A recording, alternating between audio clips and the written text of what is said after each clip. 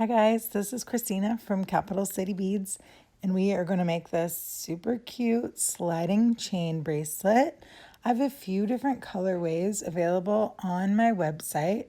That turquoise chain and hot pink, silver chain and turquoise, gold and black with some tassels, and this antique brass and mauve sample that I'm going to be making in the video.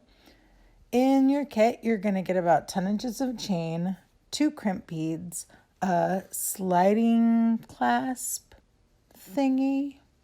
Doesn't have a specific name, but it has some rubber in it and it holds the chain nice and tight. We're going to be using size 6 Toho beads. They have to be Toho. You cannot use check. The Toho beads have a little bit larger of a hole, and that fits on this chain. The check does not. We've got some end caps to help attach our tassel or our charms, and some jump rings, E6000 to glue those caps on, and some pliers to squish some stuff. The first thing you need to do is put on one of the crimp beads. And these crimp beads have a little bit bigger of a hole, so it goes right on that beading chain. And then we're going to slide on all of our beads. I use about 20 beads. You can put a little bit more, you can put a little bit less, up to you. Not all beads are made alike, so some of these beads might be a pain in the butt. If you have trouble putting it on, just put it in a reject pile. You don't need that kind of negativity in your life. Just put it away and move on to the next one. So after about 20 beads, you should have enough to go around the top part of your wrist.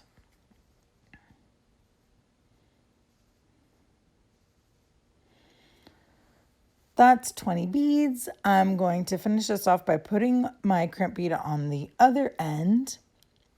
And once that crimp bead's on there, we're going to fold our bracelet in half, because when you wear this, it's not going to be in a straight line. So if you crimp these crimp beads with those beads nice and tight in a straight line, when you go to actually put this on your wrist and curve it, it's not going to curve. It's going to be all kinked and wonky.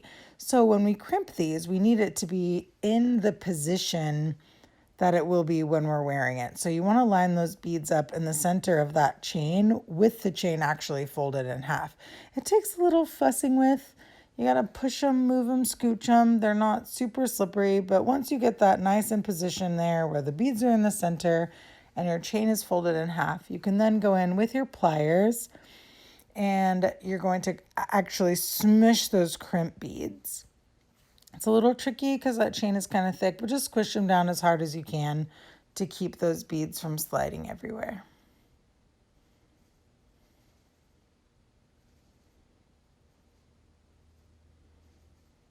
And even though when it's straight, it looks like there's space, when it's actually curved, that space disappears, because you have to remember, you're going to be wearing it on your wrist in a curved position and not in a straight line. Now we're going to add our sliding component. So we're going to stick one end of our chain through there. It's a tight fit, which is good because this is what keeps our bracelet on. And then we're going to stick our other end through the opposite direction so that they're kind of crossing each other inside of that thing.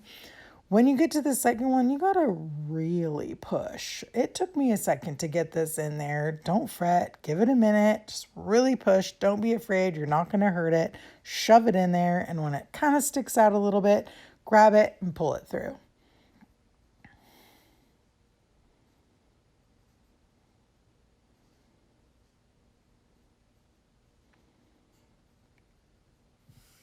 Before I attach my ends, I like to put my tassel or my charm or my embellishment on to the end. So you're going to use your pliers to open up that jump ring, stick on your tassel or charm and attach it to the end piece. Close your jump ring.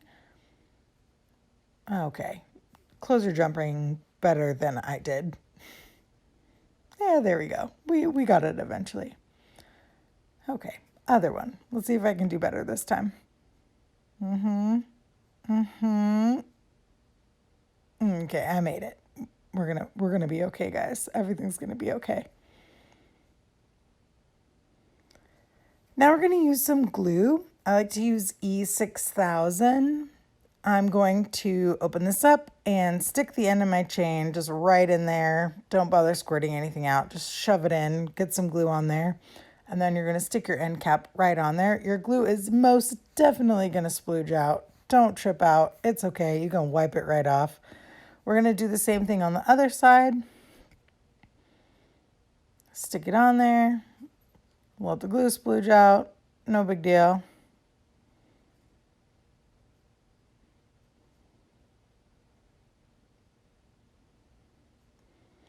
Now we're going to actually crimp those down a little bit. You're not going to smash it completely, but you're just going to give it a little smush to have it hold on a little bit tighter.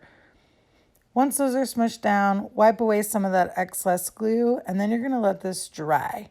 And I beg you, resist the urge to touch it. Just let it dry. Give it overnight if you can, at least 3 or 4 hours, but overnight is best. Just let it dry before you enjoy your beautiful sliding bracelet.